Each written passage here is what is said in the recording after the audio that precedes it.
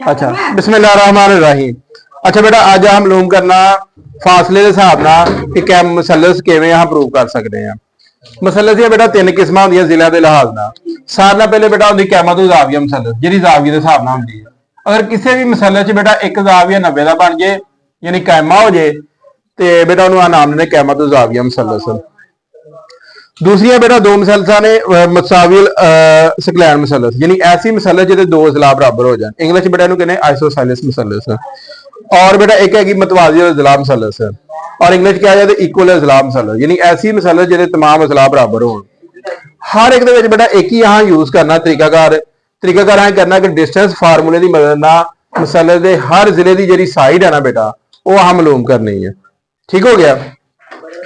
इस तो बाद बेटा की करना कि जो भी किसी चीज की साइड की मालूम करनी ना लेंथ वो वास्ते बेटा सानू 2 पॉइंट चाहिए ने। हुण पहला सवाल देखो 5.1 का पहला सवाल बेटा सानू पॉइंट दिते गए ने ए पॉइंट बी पॉइंट और सी पॉइंट। देखो बेटा जो भी साढ़े कोई मसलस आएगी ना सारे ना पहले बेटा डमी डायग्राम बनानी है। डमी डायग्राम वो होंगी कि जो सानू पता नहीं होंदा अहां अपने तौर पे फर्ज कर लेने मतलब इहनूं ए पॉइंट ले लेने आ इहनूं बी पॉइंट ले लेने आ और इहनूं आ दूसरा पॉइंट ले लेने आ। पहला स्टेप या पहला मरहला बेटा साडा की होएगा। पहला काम बेटा करना का डिस्टेंस मालूम करना। किवें डिस्टेंस मालूम करना पहले नंबर ते बेटा ए बी मालूम करना। ए बी वास्ते बेटा साडा फार्मूला आया होएगा जिहड़ा कि पहले कढ के आए हैं। फार्मूला बेटा की है अगर साढ़े को x1 minus x2 square plus y1 minus y2 square.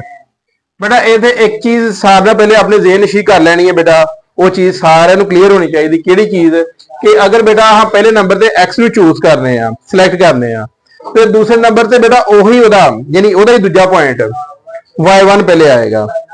अगर हाँ x2 y सॉरी x2 पहले नंबर से सिलेक्ट करने तो दूसरे नंबर से y2 पहले सिलेक्ट करना पड़ेगा। उस सवाल की तरफ आने बेटा पहला पॉइंट देखो साडा की हैगा 0। हुण बेटा ਇਹਦਾ साइन बदल के लिखना वा। ठीक है अगर जमा वा तो माइनस माइनस है तो जमा। हुण साडे कोल माइनस ही जमा सी तो माइनस आ जाएगा। हुण बेटा 2 आएगा एक की हैगा जमा के माइनस जमा की आएगा माइनस हो गया आएगा -1 आ गया। हुण बेटा 0 जो माइनस करांगे तो नंबर एज इट इज आ जाएगा माइनस जजर 3। 2 जो बेटा 1 माइनस करांगे तो क्या आएगा 1 आ जाएगा यानी 1 आ जाएगा। हुण बेटा जजर जिथे भी जजर आ जाता मुरब्बा आ जाता दोवें खत्म हो जाते हैं सेम नंबर आएगा 3 और जमा 1 आ गया 4 आ गया बेटा। और ए बी की कीमत साढ़े कितनी आ गई 2। बेटा कि कीमत आई है साढ़े को ए बी की। हुण बेटा इस तरीके करना ही करना वा पहले नंबर से ए बी मालूम कर लिया हुण बी सी करो। बी सी वास्ते चाहे बी नूं पहले नंबर से रख लो। अगर बी नूं पहले नंबर से रखना 3 माइनस 0 प्लस फिर बेटा क्या आएगा सारना पहले 1 -2 आ तो की होएगा प्लस हो गया आएगा क्योंकि साइन चेंज करके लिखने बेटा ਇਹਦਾ फायदा यह होगा बजाय इतने माइनस ला के फिर फाइनल चेंज करना जिन्हें गलती के चांसिस बढ़ जाएंगे। ये सारे चांसिस बेटा बचने वास्ते इदा किया। हुण देखो बेटा की होएगा सारना पहले इन्हूं सॉल्व कर लेना। 0 नूं किसी भी नंबर से माइनस करो नंबर आ जाता जो उसरा का उसरा ही आ जाता एज इट इज आ जाता। बेटा 2 से कितना हो गया 3 हो गया मुरब्बा आ गया।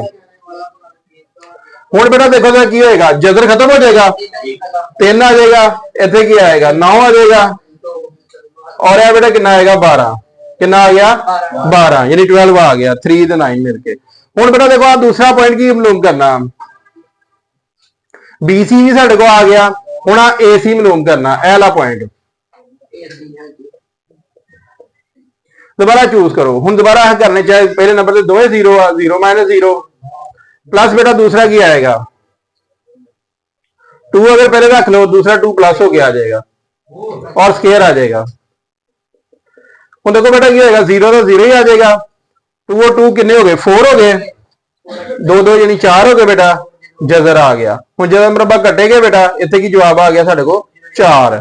ਅੱਛਾ ਹੁਣ ਸਾਰਿਆਂ ਨਾਲ ਪਹਿਲੇ ਬੇਟਾ ਇੱਕ ਸਵਾਲ ਬੜਾ ਅਹਿਮ ਆ ਕਿ ਸਾਡੇ ਕੋਲ ਤਿੰਨੇ ਸਾਈਡਾਂ ਮਾਲੂਮ ਕਰਨੀਆਂ, यानी ए बी मालूम कर लिया, BC कर लिया बेटा और AC कर लिया। हुण आ की करना, हुण आ साबित ये करना कि दोवां साइडां दा मुरब्बा तीसरी साइड दे मुरब्बे दे बराबर हुंदा। ठीक है बेटा, ये बेटा की कहंदा एक मसला फिसागोरस दे कानून दे मुताबिक है। मसला फिसागोरस दा की कानून सी कि साडे कोल वितर दा मुरब्बा जमा मूद दा मुरब्बा जमा कायदे दा मुरब्बा। यानी ये बेटा देखो जरा अगर गौर नाल देखा जाए इत्थे बेटा की आएगा AC स्क्वायर बराबर BC स्क्वायर और प्लस AB स्क्वायर।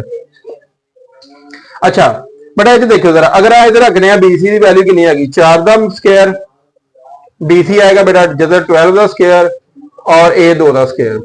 हुण बेटा क्या आएगा 16 12 जमा 4, दोवां साइडां ते बेटा की आ गया 16 आ गया।